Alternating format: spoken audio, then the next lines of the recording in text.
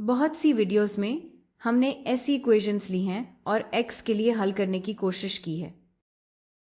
इस वीडियो में हम ये करेंगे कि हम अपनी समझ को थोड़ा और गहरा करेंगे कि असल में हो क्या रहा है और इक्विवेलेंस या इक्विवेलेंट स्टेटमेंट्स के तस्वुर को अच्छी तरह समझेंगे। तो हम ये लिख लेते हैं इक्विवेलेंस। अब हमारा मतलब इक्विवेलेंस से क्या है। हम इस इक्वेशन को यहाँ इस्तेमाल करेंगे ताकि इसे मुख्तलिफ इक्विवेलेंट तरीकों से लिख सकें और हम मज़ीद वजाहत करेंगे कि इसका मतलब क्या है।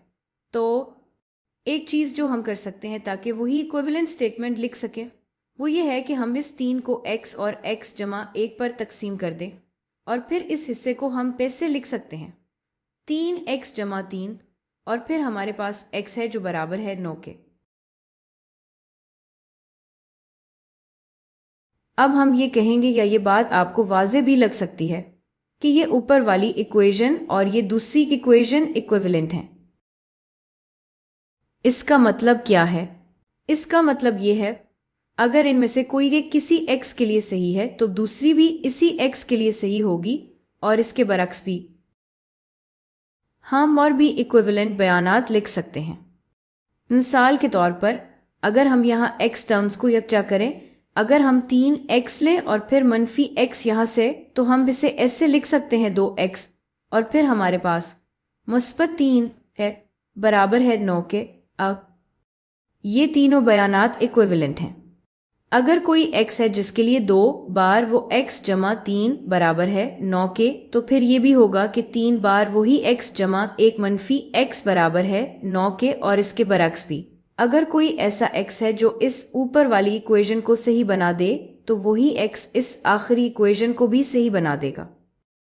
और हम और भी इक्विवेलेंस प्रिजर्विंग ऑपरेशंस कर सकते हैं और आपने ये पहले भी देखे हैं। आप दोनों सिंध से 3 तफरीक कर सकते हैं। उमूमी तौर पर अगर आप दोनों सिंध से एक ही वैल्यू जमा या तफरीक कर रहे हैं तो ये इक्विवेलेंट और इक्विवेलेंस प्रिजर्विंग है। अगर आप किसी वैल्यू को तकसीम कर रहे हैं जैसे हमने पहले स्टेप में किया था तो वो भी इक्विवेलेंस प्रिजर्विंग है।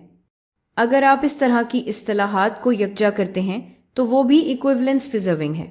तो यहाँ हम एक इक्विवेलेंस प्रिजर्विंग ऑपरेशन करेंगे।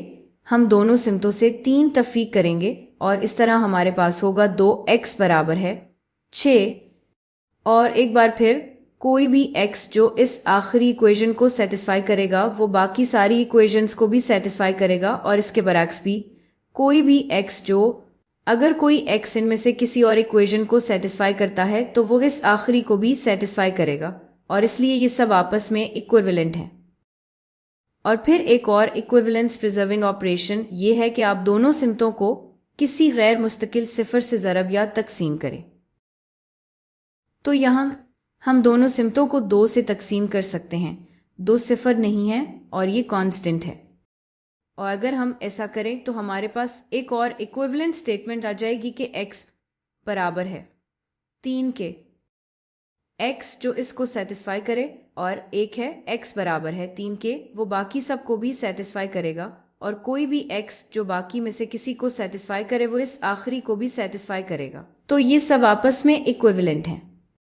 तो एक तरीका ये सोचने का है कि अगर हम इक्वेशन के दोनों सिमतों में एक ही नंबर जमा करें तो वो इक्विवेलेंस प्रिजर्विंग है।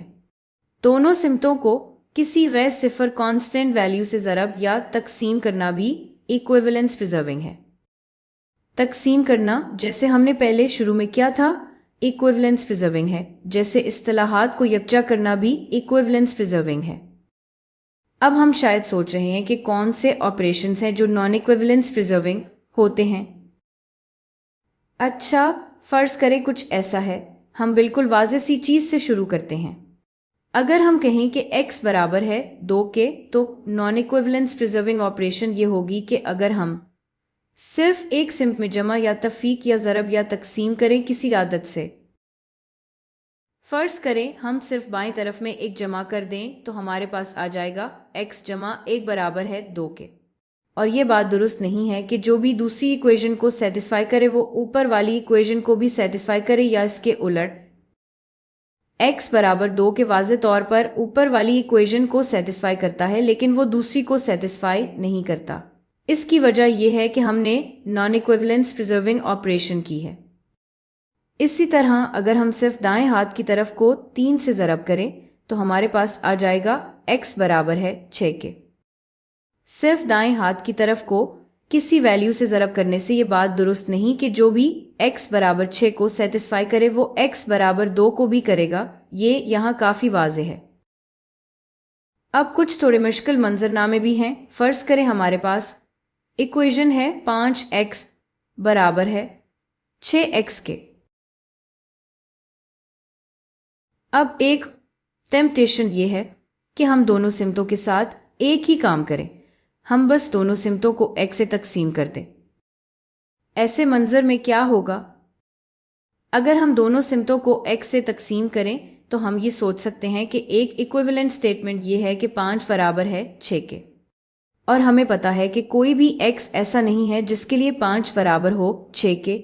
हम 5 को 6 के बराबर नहीं कर सकते या 6 को 5 के बराबर नहीं कर सकते। तो इससे हमें ये लगेगा कि ठीक है, कोई भी x ऐसा नहीं है जो इसे सेटिस्फाई करे। अगर हम ये मान लें कि ये दोनों इक्विवेलेंट स्टेटमेंट्स हैं तो हम कहेंगे कि कुछ भी ऐसा नहीं जो 5 बराबर 6 को सेटिस्फाई करे, तो शायद कुछ भी ऐसा नहीं जो इस ऊपर वाली इक्वेशन को सेटिस्फाई करे।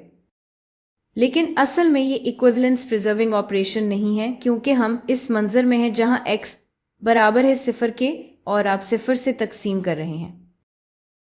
इसीलिए जब आप मुतगय्यर से तकसीम कर रहे हों तो बहुत एहतियात करनी चाहिए, ख़ास तौर पर अगर वो मुतगय्यर जिससे इक्वेशन ट्रू होती है वो 0 हो।